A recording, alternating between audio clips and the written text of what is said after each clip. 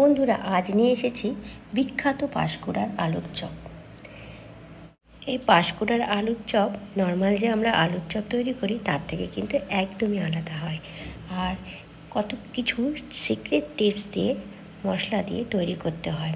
আর প্রত্যেকটা টিপস বা মশলা যেগুলো আমি ইউজ করব সেগুলো যদি তোমরা প্রথম থেকে শেষ পর্যন্ত দেখো তাহলে একদম পারফেক্ট পাঁশকুড়ার চপ কিন্তু তৈরি হবে। আর খুব সহজেই বাড়িতে এই পাঁশকুড়ার চপ তৈরি করে নিতে পারবে আর গরম গরম সার্ভ করতে পারবে। তো বন্ধুরা দেখো, এই পাঁশকুড়ার চপ তৈরি করতে গেলে প্রথম থেকে শেষ পর্যন্ত স্টেপ বাই স্টেপ ফলো করতে হবে রেসিপিটা কিভাবে তৈরি হচ্ছে। তো সবার আগে যেটা আমি নিব, এখানে একটা ব্যাটার তৈরি করে নিব। সেই ব্যাটারটা একটু ঘন ব্যাটার হবে। তো একটা বাটিতে নিয়ে নিচ্ছি কিছুটা বেসনের মধ্যে দিয়ে দিব 1 চামচ কাশ্মীরি লঙ্কার গুঁড়ো। তোমরা যদি ঝাল পছন্দ করো তাহলে লাল লঙ্কার গুঁড়োটা নিয়ে নেবে। তো এই লঙ্কার গুঁড়োটা কিন্তু দিতেই হবে কালারের জন্য। তার মধ্যে দিয়ে দিচ্ছে 1/2 চামচের মতো লবণ আর 1/2 চামচ খাওয়ার সোডা। খুব ভালো করে মিশিয়ে নিচ্ছি আর অল্প জল দিয়ে একটা ঘন থকথকা ব্যাটার তৈরি করতে হবে। লক্ষ্য রাখবে পাতলা যেন একদমই না হয়, তাহলে কিন্তু চপটা একদমই ভালো হবে না। তো দেখো, এইভাবে ঘন করতে হবে। ভিডিওতে দেখে তোমরা বুঝতে পারবে ঘনত্বটা কীভাবে হবে। আর একটা জিনিস লক্ষ্য করবে, খুব বেশি করে অনেকক্ষণ ধরে এভাবে কিন্তু মাখতে হবে। ব্যাটারটাকে যত ফাঁপাবে, যত মাখবে, ততই কিন্তু চপটা খুব ভালো হবে। এবার ওটাকে সাইডে করে রেখে এখানে কিছু সেদ্ধ আলু নিয়েছি। আচ্ছা, পাঁশকুড়ার চপ বানাতে গেলে আমরা যে নর্মাল যে আলু মাখি ঠিক সেরকম কিন্তু মাখা যাবে না। একটু আলগো হাতে কিন্তু মাখতে হবে, যাতে একদম পুরোপুরি পেস্ট না হয়ে যায় সেদিকে লক্ষ্য রাখবে। আর চোচা সমেতই কিন্তু আলুটাকে মাখতে হবে। তো দেখো, হাত দিয়ে এইভাবে আমি মেখে নিচ্ছি, তবে একদম ডেবে ডেবে পেস্ট করে দিতে হবে না, জাস্ট একটু দানা দানা থাকে সেদিকে কিন্তু লক্ষ্য রাখবে। আর চোচা কিন্তু একদমই ফেলবে না। পাঁশকুড়ার চপের তৈরি করতে গেলে এই স্টেপগুলো অবশ্যই কিন্তু লক্ষ্য করবে। আলুগুলোকে ভাঙা হয়ে গেলে আমি এটাকে এক সাইডে আবার সরিয়ে রাখছি। এবার একটা কড়াইয়ের মধ্যে অল্প কিছু তেল নিয়েছি, 2 থেকে 3 চামচ। বেশি তেলে কিন্তু ভাজা যাবে না, তো অল্প তেল নিয়েছি, সর্ষের তেল দিয়ে করছি। তো সেই তেলের মধ্যে দিয়ে দিব 2টো শুকনো লঙ্কা।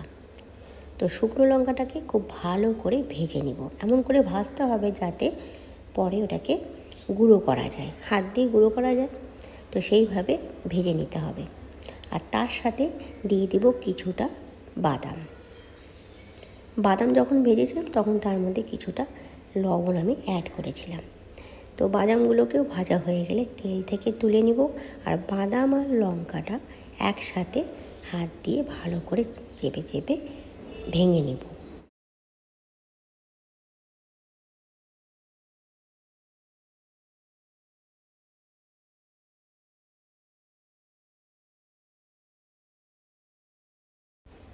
ঠিক এইভাবে হাত দিয়ে ভেঙে নিতে হবে লঙ্কাটা, তার সাথে ভাজা বাদামগুলো। এবার যে বেঁচে থাকা তেলগুলোর মধ্যে আমি দিয়ে দিচ্ছি কিছুটা পেঁয়াজ কুচোনো, আর দিয়ে দেবো আদা রসুন বাটা 1 চামচ করে। এখানেও কিন্তু পেঁয়াজ ভাজাটা সেইভাবেই ভাজতে হবে যাতে একদম ফ্রাই না হয়, একটু কাঁচা কাঁচা থাকে সেদিকে লক্ষ্য রাখতে হবে। আর আদা আর রসুন যে বাটাটা আমি দিয়েছি সেটারও কিন্তু যাতে একদমই গন্ধটা না চলে যায় ভাজতে ভাজতে, সেই দিকেও কিন্তু লক্ষ্য রাখতে হবে। একটু গন্ধ যেন থাকে সেইভাবেই কিন্তু হালকা করে ভেজে নিতে হবে।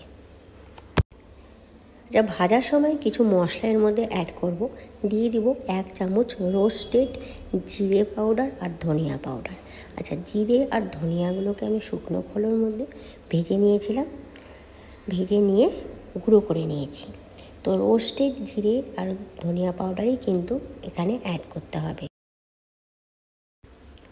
দিয়ে দিচ্ছি কাশ্মীরি লঙ্কার গুঁড়ো 1 চামচ, আর ঝাল যদি পছন্দ করো তাহলে ঝাল লঙ্কার গুঁড়ো। তো আমি এখানে কাশ্মীরি লঙ্কার গুঁড়োটাই দিয়েছি। আর দিয়ে দিব পরিমাণ মতো লবণ। খুব ভালো করে ভেজে নিব, তবে আবারও বলছি, ভাজাটা কিন্তু হালকা ভাজা হবে, জাস্ট নাড়ানোর মতো ভাজা হবে, খুব বেশি ফ্রাই কিন্তু করতে হবে না। তো হালকা ভাজা হয়ে গেলে এর মধ্যে ওই সেদ্ধ আলুগুলো যেগুলো আমি ভেঙে রেখেছিলাম, সেই সেদ্ধ আলুগুলো সবের মধ্যে অ্যাড করব। কিছুক্ষণ ধরে আলুর সাথে খুব ভালোভাবে মশলাগুলোকে মাখিয়ে নিতে হবে। আর একটা ডোয়ের মতো হয় সেদিকে কিন্তু লক্ষ্য রাখতে হবে, ডো হয়ে যাবে, ঠিক আছে? মাখতে মাখতে মানে নাড়তে নাড়তে খুন্তিতে নাড়তে নাড়তে একটা ডোয়ের মতো হয়ে যাবে। আর লাস্টে আমি অ্যাড করছি কিছুটা ধনিয়া পাতা। তো সবগুলো দিয়ে ভালোভাবে কড়াইয়ের মধ্যে এভাবে নাড়িয়ে যেতে হবে বেশ কিছুক্ষণ ধরে।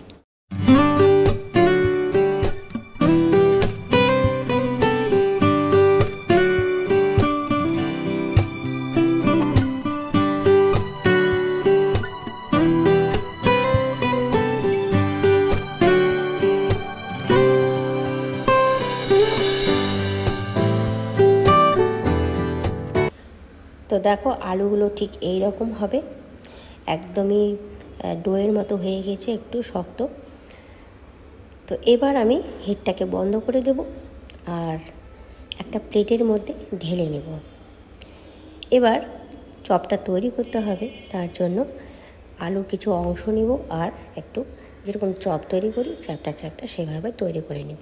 গোল একটা শেপ করে একটু ডেবে দিয়ে হাত দিয়ে দুদিকে ডেবে দিয়ে করে দেবো। যে বাদামটা আর আমি যে লঙ্কাটা মেখেছিলাম, সেই বাদাম আর লঙ্কাটা ভেজেছিলাম সেটা এর মধ্যে কিন্তু অ্যাড করতে হবে। তো ভাজা শুকনো লঙ্কাটা আর বাদামগুলো অ্যাড করে নিচ্ছি আলুর মধ্যে আর খুব ভালো করে এভাবে মেখে নিচ্ছি। এবার তারপরে রাউন্ড শেপ করে চপের মতো তৈরি করে নেব। হাতে যদি একটু সর্ষের তেল মেখে নিতে পারো তাহলে ভালো হয়, তাহলে আর একটু মানে লেগে যাবে না হাতের মধ্যে। তো সর্ষের তেল মেখে নিয়ে করতে পারো বা এমনিও করতে পারো। তো এইভাবে নিয়ে গোল গোল রাউন্ড করে চ্যাপটা চ্যাপটা চপের মতো শেপ দিয়ে দেবো।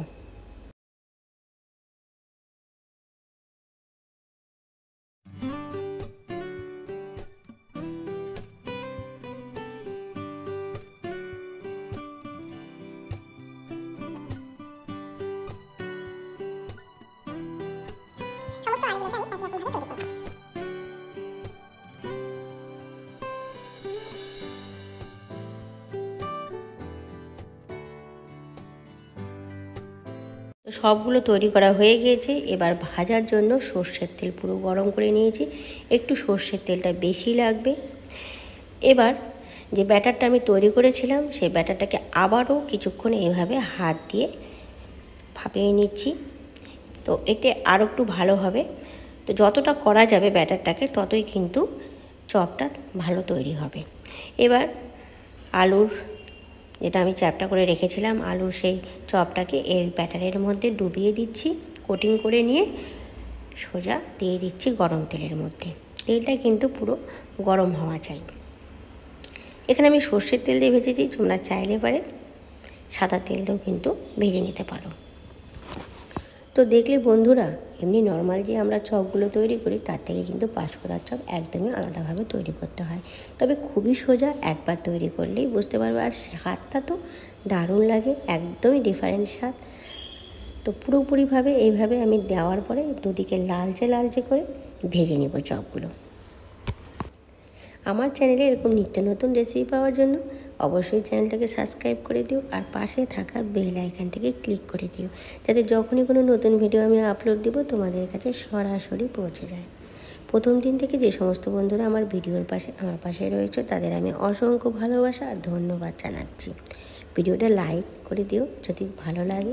তোমাদের একটা লাইক আমাকে অনেকখানি অনুপ্রাণিত করে নতুন ভিডিও তৈরি করার জন্য।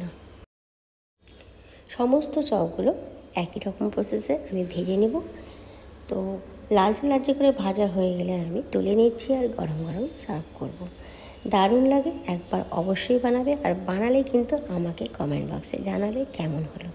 আজকে এই পর্যন্তই, ফিরে আসবো আবার নতুন রেসিপি নিয়ে নতুন ভিডিওতে। বাই।